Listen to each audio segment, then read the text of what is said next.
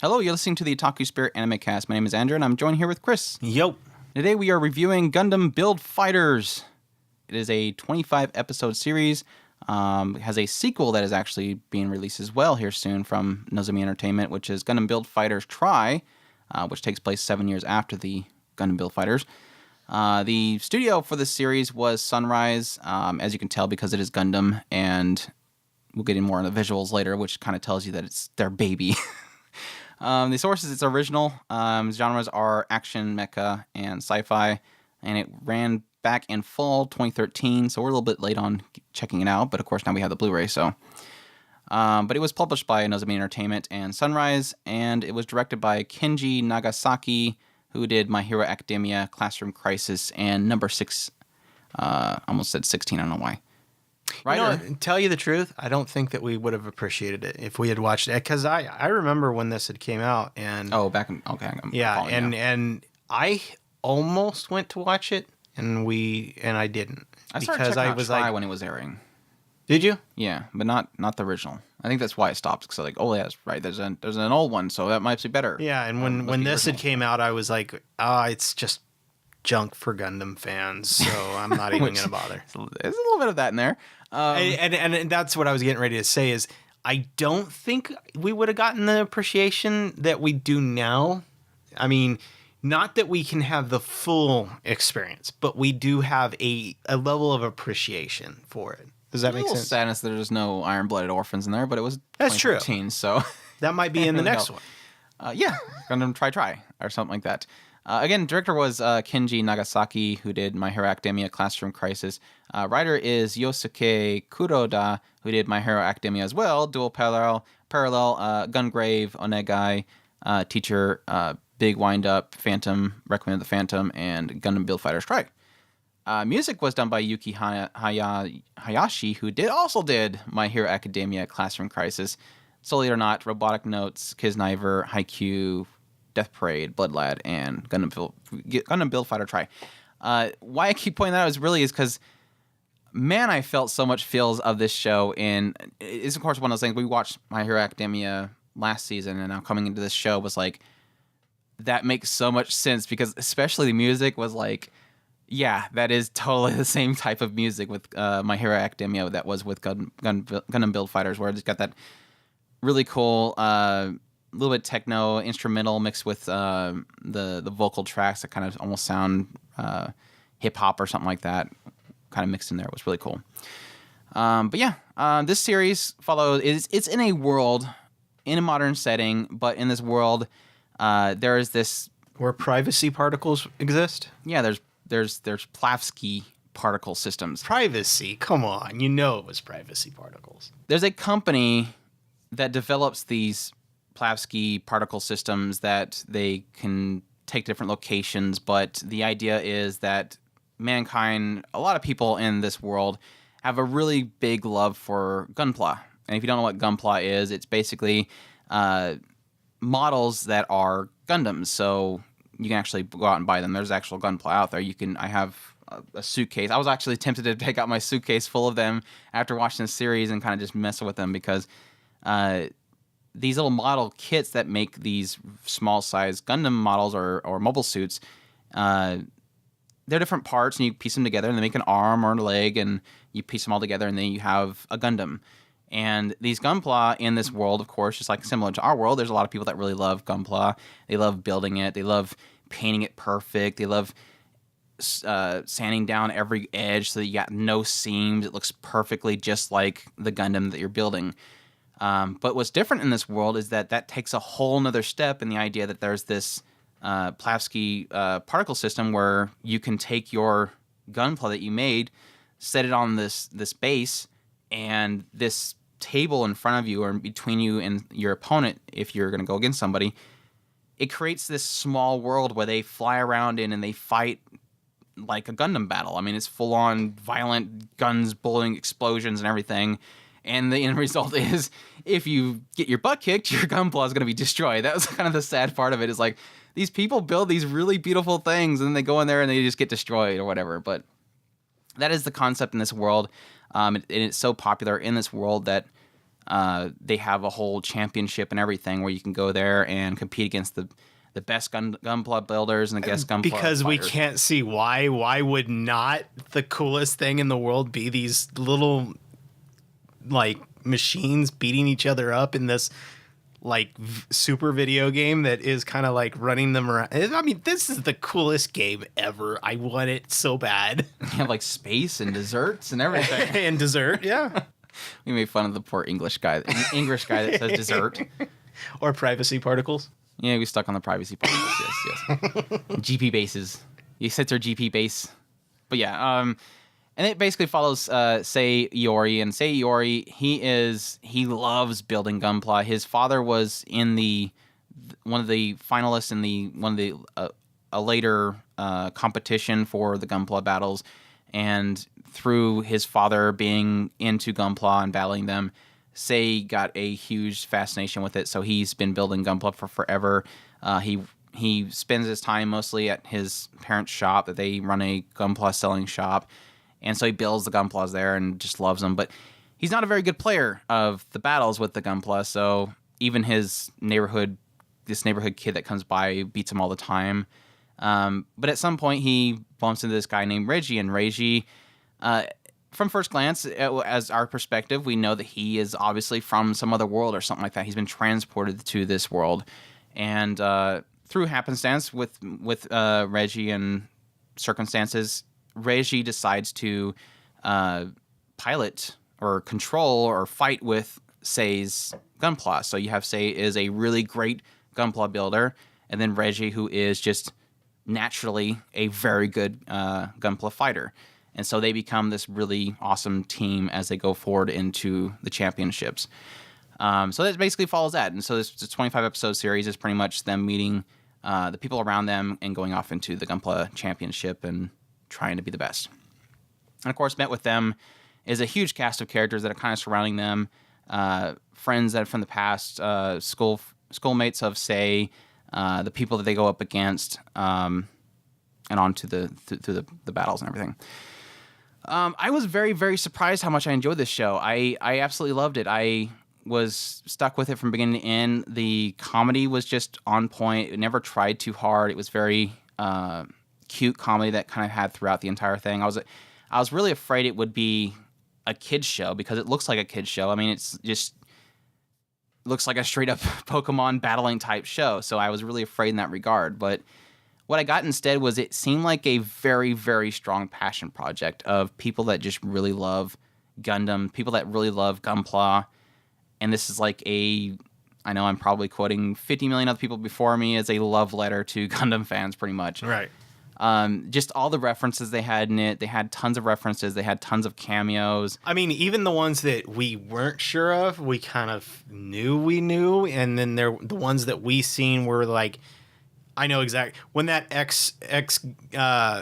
what was it, double X or X the Gundam Mao X when that showed up. when it popped up, it was like I know which one that one was. So I know that. I mean, when the what was the standard goofy ones, when those ones popped up onto the seeing the underground bar that was filled with Xeon guys. Yeah, I mean Xeon cosplayers.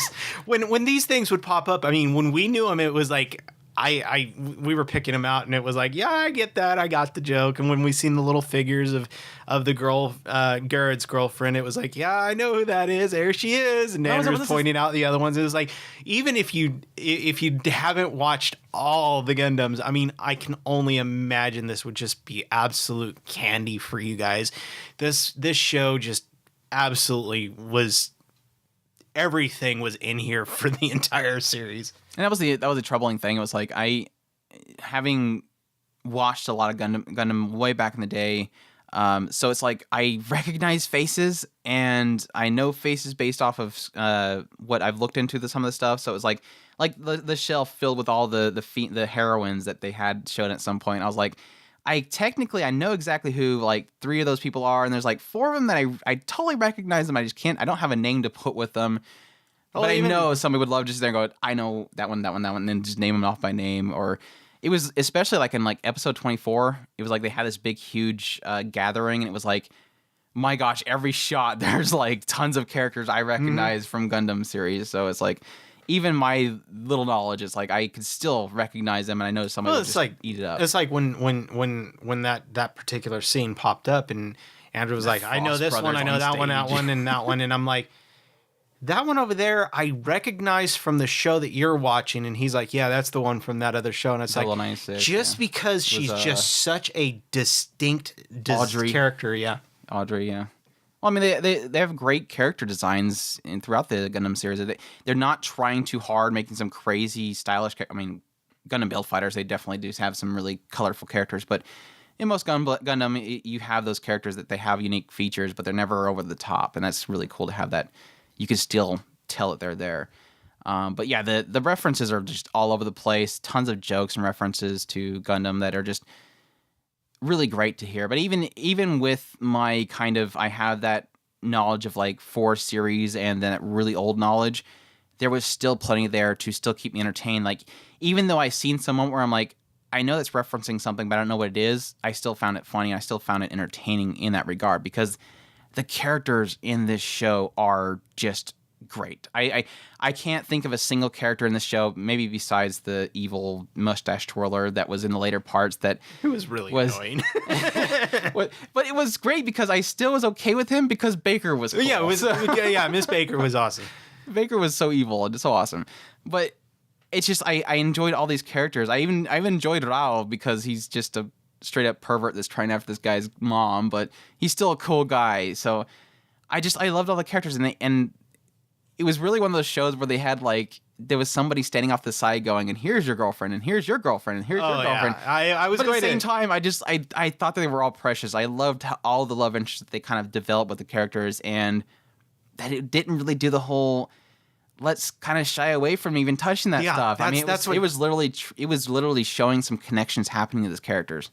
I don't want to make it because some characters got them, some characters don't. But one thing for sure that you can take away from anything is there is no real will they, won't they.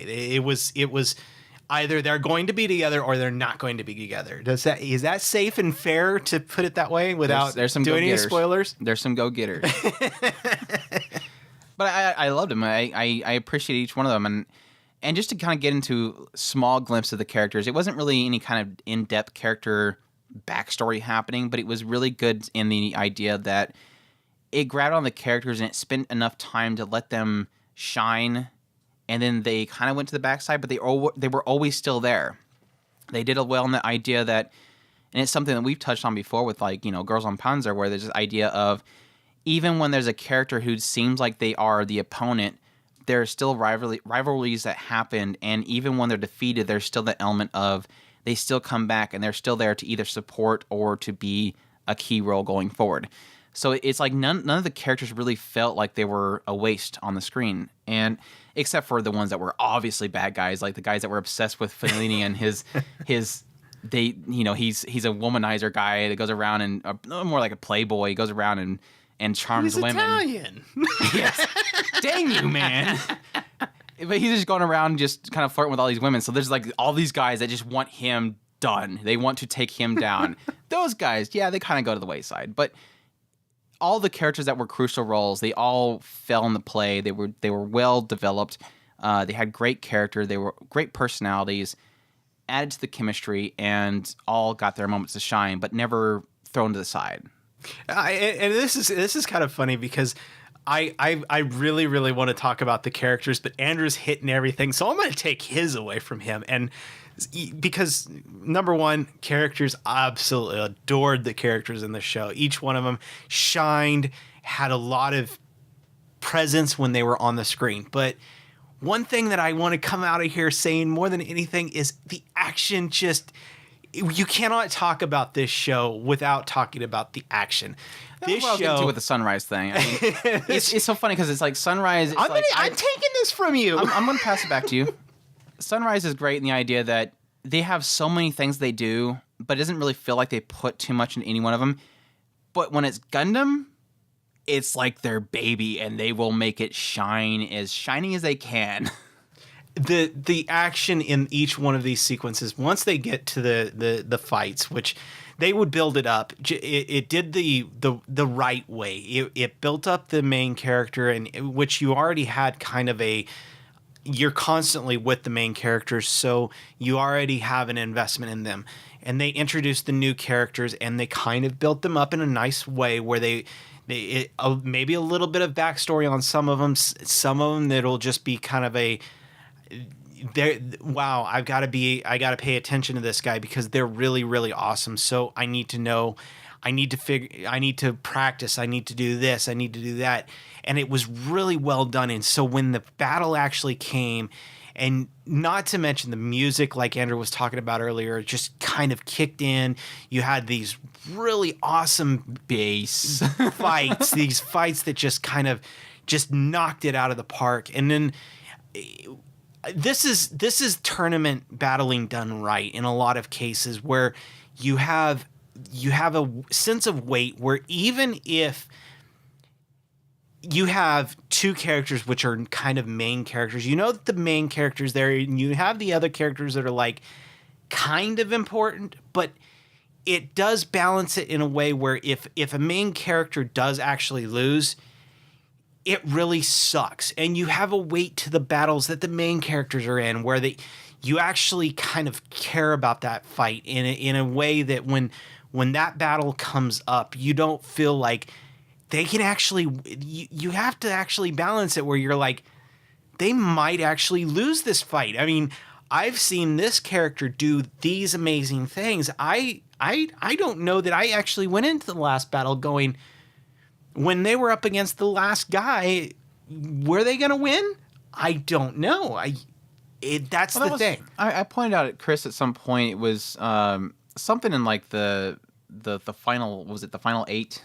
I think they mentioned, or the final 16. In the final 16, there was this moment where I told Chris, I'm like, I know based off of who the main characters and stuff, that who is going to win. I know who is going to win right here, because you know that they could totally take it left field and go some completely different direction. But I know for a fact that this most likely, this character is going to win this match. But I don't care, because I'm more interested to find out what this other character is going to do, because it was a crucial character point for that character. I want to see what he is going to do right here. I want to know what his choice is going to be, because they gave him an alternative. Like, you can do this technically. Is he going to do it? Or is he going to do something else? And if whatever direction he does take, why he does it. And that's a sign of good character development. They develop these characters so well that I want to see each one of them win. I want to know what choices they make in the battle, what drives them, because each one of them has a different drive. Some want to be popular, some want to look more into the system, some want to be the best builder, some want to be the best fighter, some are doing it for corporate gain, some are doing it because they're who they work under is being paid. Their own motivations for why they were in there. It was so cool how, as each one of these characters, like we were saying earlier, each one of these characters have a presence, and they are very, very significant in their own respect. Yeah, but great battles. I mean, there was a ton of them that I was at the edge of my seat. Like, this is just not so much that I'm like, oh, who's gonna win, but more of a, my gosh, the direction they're taking. Because I mean, the big thing about it is each one of these characters are building these gunpla, and they can build in secret weapons. I mean, one will have that, technically the pack on his back might just be a jetpack, but also underneath the jetpack is another weapon. I mean, it's that idea that how they design the gunpla can change in battle, or utilizing certain techniques to make the most of the system that they're using. I mean, it's those elements that make it more interesting. And then when you stack on top of that, absolutely amazing animation being done with these mechas and these gunpla. I mean, these battles were just excellent. The motion of the character, or the mechas that they're fighting, just the explosions, everything about it. They just did an excellent job animating. I mean, it was one of those things where I'm really happy I watched it on Blu-ray. I mean, it just looked fantastic. So, can't say enough. On a side note, you were mentioning the thing that where they were kind of using these kind of things to manipulate the system. That was probably the one time out of this entire show that I was probably kind of a little bit iffy on. I kind of got over it very quickly. So if you get to a certain point and you get this one thing that's like, wait, they can do what? I after I got past that point and they kind of started kind of compounding on it, and they kind of twisted it back into the story that really kind of worked for me. So it was, and that I don't know how to explain it. I had a feeling of uncertainty with what they were doing with mechanics, but yeah, Right. I'm with you that at some point it didn't bother me as much, but at some point it was kind of one of those moments where I'm going, see, they kind of explained it anyways. So Yeah, it works out. It was like after a certain point, it was like, okay, I'm fine. Let's just go with it. And it's like, but taking into consideration, nothing about Reggie really bothered us being with. But this was kind of one of those questionable moments. Reggie the coming from another key world, particles. kind of Not worried about that. The fact that we Animating can mechas. make the system do what we want it to do, that kind of bugs me. controlling Gunplas with orbs that float in the air. But man, how they manipulate that? Not going with it. But hey, I don't know. It was more along the lines. It was more along the lines of they made rules. Yeah. They made rules, and it felt like they were kind of like throwing the rules out the window, and it's like, okay, I'm well, there's cheaters in every sport. Right. It's just like in a football field, there's a lot of people that are drugged up. Right. So you know that somebody's going to cheat the system. It's one of those things of they're trying to cheat it without getting caught. And it's funny because you never have that moment of like, okay, we figured it out, so now we're going to take you down with the fact that you were cheating, but it never kind of goes that way. Well, no, it was more along the lines of how far would they make that, because I don't mind them kind of manipulating the system. It was more along the lines of how far are you going to take that manipulation is really kind of a concern at some point. Yeah. Yeah, I agree. Yeah, I guess I've pretty much hit most of the points that I want to hit on. It's just I guess also in the idea that I hit on it with the beginning of it, and I can kind of finish off with that, but I love the love of the Gunpla as well. So I mean that whole thing was there. It was like back in, I don't know, high school that I was into Gunpla, and I got a bunch of them. I started building them, and that was great and everything, but it kind of went to the wayside. And like I said, I have a suitcase that was sent to me from back home, and I never had the desire to open it up and look at them. Now I have that desire because it's just... I kind of have this weird desire of wanting to make them myself. So. And it's interesting in the idea that throughout the entire show, you constantly have, every battle they have, they pretty much have this after moment where pretty much Sei and all these other characters are having to fix their Gunplas or fix them quickly because they have to go into another battle. And they have all this passion to wanting to rebuild it to be better and stronger. And it's like, I wonder how much of that I can do. I have a ton of them that are broken. I want to refix them. A lot of them are, a lot of the ones that I have were in the show, and it kind of got me, excited about the idea of doing that. But it's just cool in the idea that you see these characters, they're so passionate about it. Having characters that are passionate about it, wanting to share it with somebody else, or somebody that wants to get to know somebody more, and they know they have that desire in the Gunpla, so they decide to, take that extra step to the other side to kind of say, well, show me what you're passionate about. I want to see more of it. Help me build one. And to see that kind of character interactions through the Gunpla, it's like that little sweet moment that also has that element of passion and a hobby that people enjoy. So, I mean, I'm gushing more. I enjoy the show. Very, very great show. I think that this, I guess it needless to go say, my new favorite Gundam. We're gonna keep giving you new Gundams that you're afraid of. New Gundam, and every one. At this point, I'm 3 for 3 right now. Yeah, 3. So any Gundam you throw at me, I'm gonna love, right? I don't know about that. But yeah, I'm definitely excited for Try, because we got Try as well. So we'll be watching and reviewing that one, and I'm excited because it's 7 years later, and we're already seeing the tie-ins, and I kind of got spoiled through making our outline of one tie-in that I'm kind of really excited about, even though it was a very, very side character, to see how that character plays out in the going forward. So definitely a great series. Definitely recommend checking it out. It's one of those things where we've talked about like Gundam X, and we liked a lot of that show and that nostalgia that it gave. And it's like, but there's always kind of little if there of like, but it is kind of old, and this is a 2013 show. It feels very much so. It's got high production values to it. It looks great. It has great characters. It's very fun, And so I cannot say enough that I can highly recommend it. So I'm excited to highly recommend it. But yeah. So who's best girl? Oh, China. I mean, China was awesome. I don't know Isla though. No, China. I'm still with China. She was super supportive, and she was cute, adorable, and she took that extra step and everything. Maybe if we had like a little bit longer, I might have changed my mind. But then you got Caroline. Caroline. Was it Carol Chan that she was calling? Just completely demanded, you will pay attention to me, and you will. And then there's Miss Baker. Oh, and then there's Rinko, best mom. Yeah, she was and she had Usagi's voice, and yeah, I noticed that really quickly too. It was like, wait, I got to go and look up this girl. Did I just hear Usagi? Kiranan had a really great moment too. I did like Kirara. That was good. That's good stuff.